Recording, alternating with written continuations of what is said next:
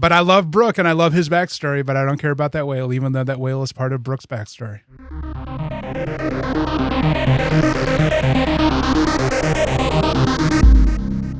Hello, my name is Steve. And I'm David. And you were listening to Anime Plus. We are into our second week of digesting the pre-time skip stories of One Piece. Last week, we covered East Blue and the introductions to everything that is One Piece. This week, we're going to cover 2 arcs because they're pretty short. It is Entering the Grand Line and the Drum Island arc. East Blue ends with them finally getting to the Grand Line. They go through that whole rigmarole of getting to it and surviving the insanity of the traveling. We're split into a couple of small arcs. The first one is where they meet essentially the guardians of the entrance to Grand Blue, which is the insane whale Laboon and its keeper, weird medical guy. I forget what his name Crocus. is. This arc is important purely for what it leads into much later when we meet Brooke. So other than that, you don't need to really care too much about this arc. Then honestly, we get a couple of islands that we hop to that I didn't really like. We get the giant island. Oh yeah, Evergreen, where we have Who are the two? Miss Wednesday and Mr. Nine. That is the kind of important thing, at least for this beginning part, is we get introduced to the Baroque company. So the Baroque Works is pretty much the next list of antagonists that's spread across these couple of islands. But the important part of Baroque Works is it introduces us to 2 characters. One is Miss Wednesday, who is actually a princess in hiding from Alabasta. Nefeltari Vivi. And then the other one is Miss All Sunday, who is Nico Robin. We don't get introduced to her right away. No. Well, we do before we get to Drum Island. No, we don't. No, we don't. That isn't until Alabasta that we learn her true identity. She points them to the island right before Drum Island. Yeah. Because it goes, they meet Crocus, and then they get taken to Whiskey Peak. Oh, that's right. Yes. And then after Whiskey Peak, they are trying to figure out where to go. And Nico Robin is basically like, either you can go directly to Alabasta or you can go to this island because your log pose is pointing towards Evergreen. But this one is a eternal pose that's pointing to Alabasta. And Luffy basically yeets it because he wants to go on the adventure. Yeah. Because they go to Evergreen and meet the 2 giants, which then sets Usopp on the desire to go to Elbaf. Yes. Which is why the Elbaf arc becomes super important way later. The 2 giants also play a role in Ennie's lobby, don't they? Though these 2 were the captains of the crew that those giants were a part of. Then, because Nami gets sick because of a bug bite on that island, is why they go to Drum Island and find Tony Chopper. Yeah. And then they go to Alabasta. And Drum Island is probably the greater extent of the storytelling in this area. Yes, because the only real storytelling we get is we get introduced to Miss Wednesday and Mr. Nine, who then take them to Whiskey Peak, where they get ambushed by Baroque Works agents. Yes. Then from there, we learn about Igarum, who's Mr. 3? 9. No, Mr. 8. Igarum is also in disguise with Vivi because they're trying to infiltrate Baroque Works because Baroque Works is fucking up Alabasta. They've already found out who's in charge of Baroque Works, and they need to get back to Alabasta to tell King Nefeltari, Cobra, that's his name, to tell Cobra what's going on and that it's actually Crocodile, who's a warlord of the sea. And so Igarum gets supposedly killed, and then that sets them on we need to get to Alabasta. But they pick up Tony Chopper on the way. Correct, because Nami gets sick. Yeah, and Luffy has his desire to fill out the ship with a doctor. Right. I mean, which is important to because but Nami getting sick is the direct cause of that. And so they come to Drum Island, which is an island in snow.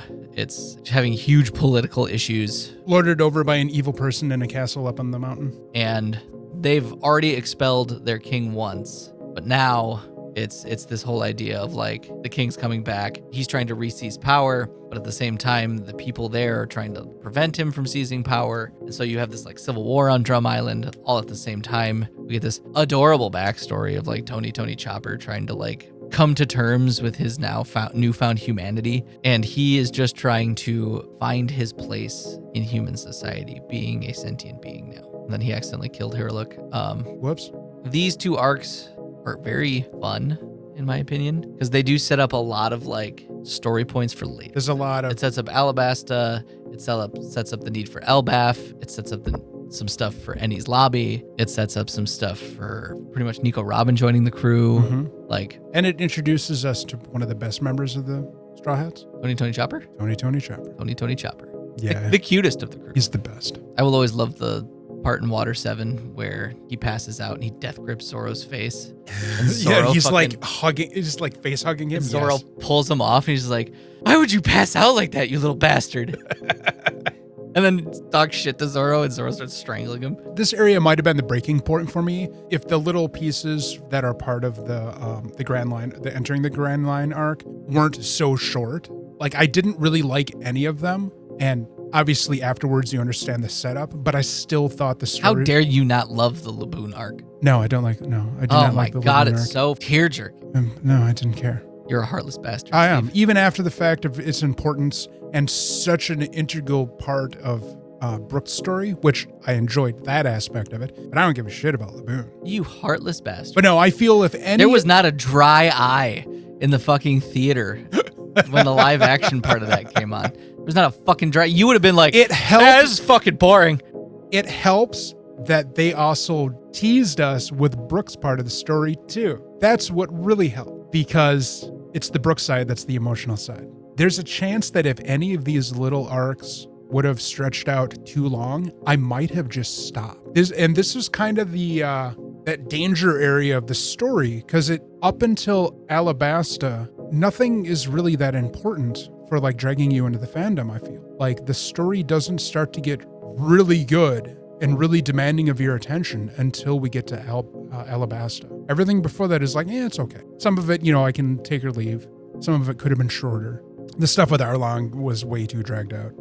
It did not need to be that long. And I'm interested to see how the remake that I think is starting out in 2027, how it will speed up this whole part just to get us to the true meat of the story. The part of the story potatoes, if you will, drag you in and go, you need to pay attention. This is storytelling. So at this point, I think it's still kind of Shut up, sit down, it's story time. Yeah, because man, there was a point during Alabaster where I was like, oh, One Piece is really good. Like, up until this point, it was okay.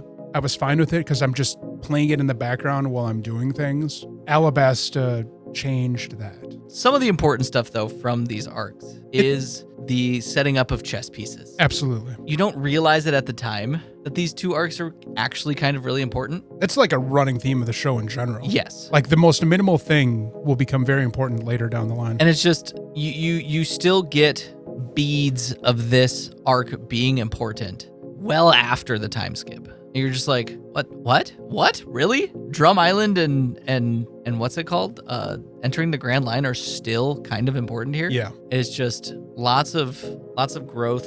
This is where I also feel where it stops being less of a serialized, episode of the week and like legit becomes the like epic adventure story. It starts to tell the grand story. Yes. I'm pretty sure the manga is even the same way, where this is the point where it becomes a grand adventure. Yeah. Well, everything up until this point is just getting to the place where we need to do the thing. And now that they're starting to do the thing, it can really become important and interesting. Yeah. All right. We got anything else? Not that I can think of. All right. Well, thanks for listening. Let us know if I'm being too harsh, and just especially for Laboon.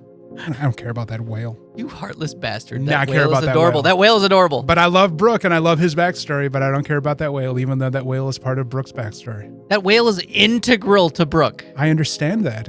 I don't like the whale for himself. I like the role he plays in Brooke's story. All right. Don't forget the regular episodes of the podcast that come out on Fridays. We are into the summer season, so we have 2 brand new shows and 1 continuing show.